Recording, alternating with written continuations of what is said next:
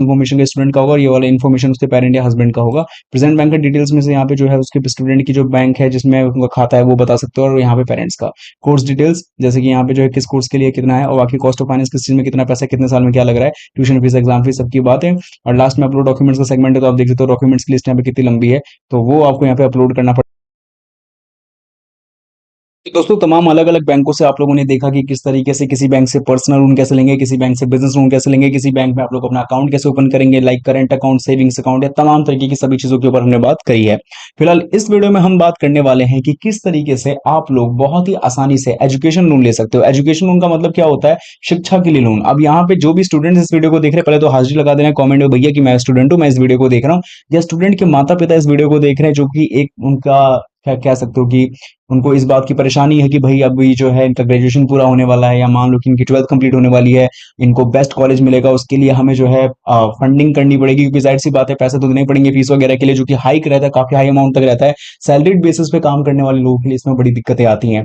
तो कहने का मतलब ये है कि उन लोगों को एजुकेशन लोन के तहत इतना लोन अमाउंट मिल जाएगा जितना लोन अमाउंट से उनकी पूरी की पूरी पढ़ाई का खर्चा निकल सकता है। लेकिन ये कैटेगरी वाइज डिपेंड करेगा, और डिपेंड ये भी करेगा कि आप इस वीडियो को अंत तक देखें, तभी आपको सारी चीज समझ में आएगी। फिलहाल बता दें कि बैंक ऑफ बड़ौदा से हम लोग एजुकेशन लोन के ऊपर बात करेंगे, और जैसे कि मैंने कहा कि आप सबसे पहले जो है बड़ौदा स्कॉलर के ऊपर बात करेंगे, ताकि यहाँ पे जितने भी कॉलेज स्टूडेंट हैं, जो भी अभी तो सबको पता ही है कि अभी हाल ही में जो है एग्जामिनेशन वगैरह कंप्लीट हुई है, तो यहाँ पे एजुकेशन लोन की भरमार लग सकती है। तो एजुकेशन लोन के ऊपर जो है यहाँ पे इसलिए वीडियो लाई जा रही है। मैं आशा करूंगा कि आपको वीडियो पसंद आए, और पसंद आएगी तो चैनल को सब्सक्राइब जो है करना बिल्कुल ना भूले।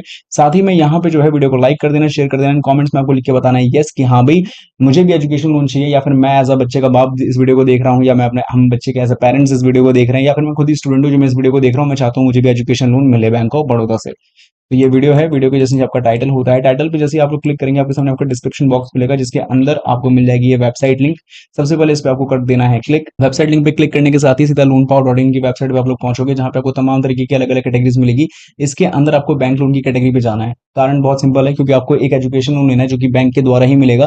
तो बैंकिंग एजुकेशन लोन आपको लेने के लिए बैंक लोन पे क्लिक करना है। देन इसके बाद आपको बहुत सारी यहाँ पे जो है कंटेंट देखने को मिल जाएगा अलग अलग तरीके के। तो इसमें आपको क्या करना है कि डायरेक्टली आपको बैंक लोन पे क्लिक कर चुके हो, जाना है सर्च पे, और जिस बैंक से जो लोन लेना है, जैसे मान लो हमें बैंक ऑफ बड़ौदा से क्या लेना है, एजुकेशन लोन, तो बड़ौदा एजुकेशन डाल के आपको सिंपली कर देना है यहाँ पे सर्च। जैसे ही आप लोग इस कीवर्ड को डालोगे तो आपके सामने रिजल्ट आएगा कि बैंक ऑफ बड़ौदा से एजुकेशन लोन कैसे लें। ये देख सकते हैं आपके सामने आर्टिकल आ चुका है। आर्टिकल पे क्लिक करेंगे तो आपके सामने आपका जो पूरा आर्टिकल है वो ओपन हो जाएगा।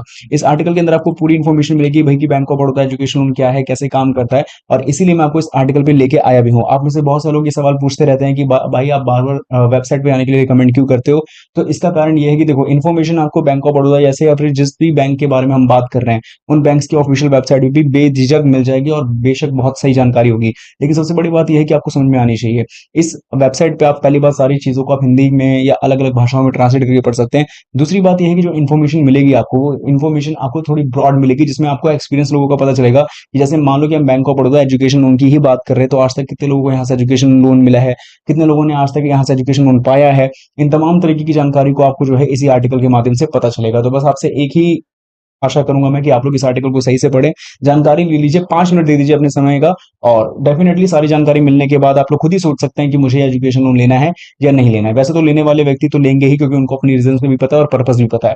बाकी यहाँ से लोन आवेदन करने के लिए आपको आर्टिकल के अंदर ही जो है विजिट का लिंक मिल जाएगा, वो आपको फाइंड करना है। विजिट का लिंक फाइंड करते ही आप डायरेक्टली पहुंच जाओगे, यानी विजिट के लिंक पे क्लिक करते सीधा bank of Baroda education loan के वेब पेज पे आप लोग पहुंच जाओगे, या फिर आप गूगल पे सर्च करके bank of Baroda education loan डालोगे तो भी आप चले जाओगे। तो जैसे विजिट के लिंक पे क्लिक करोगे सीधा पहुंच जाओगे बैंक ऑफ बड़ौदा के एजुकेशन लोन के ऑफिशियल वेब पेज पे। और आप देख सकते हो कि फिलहाल हम लोग जो है एजुकेशन लोन के ही मेन वेब पेज पर हैं। यहाँ पे बहुत सी चीजें हैं, जैसे कि मान लो कि हम बात करते हैं bank of Baroda digital education loan के बारे में, तो जाहिर है बैंक ऑफ बड़ौदा के खुद का जो ऑफिशियल डिजिटल वेब पेज है वहां से आप लोग जो है लोन ले सकते हो। बैंक ऑफ बड़ौदा विद्या की बात करते हैं तो ये थोड़ा स्कूल टाइप लोन हो जाता है। बड़ौदा ज्ञान भी थोड़ा सा वैसा ही है, लेकिन थोड़ा इसके अंदर जो है ग्रेजुएशन वगैरह और कॉलेजेस की बात आ जाती है, और हायर स्टडीज की बात आती है।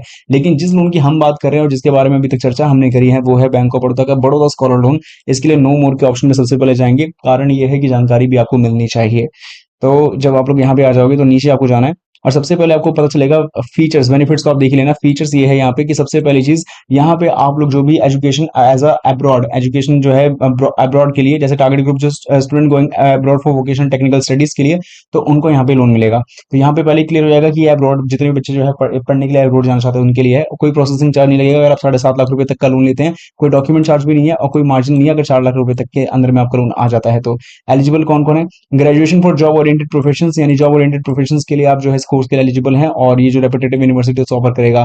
पोस्ट ग्रेजुएशन जैसे कि MCA, MBA, MS etcetera course कौन कराएगा, क्योंकि जाहिर सी बात है अब्रॉड की बात हो रही तो वहां की यूनिवर्सिटीज होंगी, CIMA London, CPA in USA etcetera, लेकिन इंडिया की बात नहीं हो रही है। Regular degree diploma courses like aeronautical pilot training, shipping वगैरह के लिए जो है आपको यहाँ पे जो है दी जाती है अथॉरिटीज की, आप भाई इसको सीखने के लिए भी जो है एलिजिबल हो, और सिंपल तरीके से आपको इसके लिए भी जो है लोन मिल जाएगा। इसके अलावा certificate courses, list of premier institute आपको देखना है कि भाई प्रीमियर इंस्टीट्यूट कौन से जो मैनेजमेंट कोर्सेज के अंदर है, मतलब पूरी लिस्ट मिल जाएगी। मेडिकल कोर्स करना है तो उसके लिए कौन से प्रीमियर इंस्टीट्यूट है, और सभी तरीके की जानकारी आपको मिल जाएगी। तो आप जितने भी मतलब कि जो भी कोर्स करने के लिए आपको अब्रॉड जाना था वहां के खर्चों की अगर आपको चिंता हो रही थी, तो आपको अब इसकी कोई चिंता नहीं करनी है। आपको अपने इंस्टीट्यूट को देख लेना है, अगर इसके अंदर आ जा रहा है और जो आप चाहते थे वही मिल रहा है, तो डेफिनेटली आपको समझ में आ गया होगा कि आप एलिजिबल हो।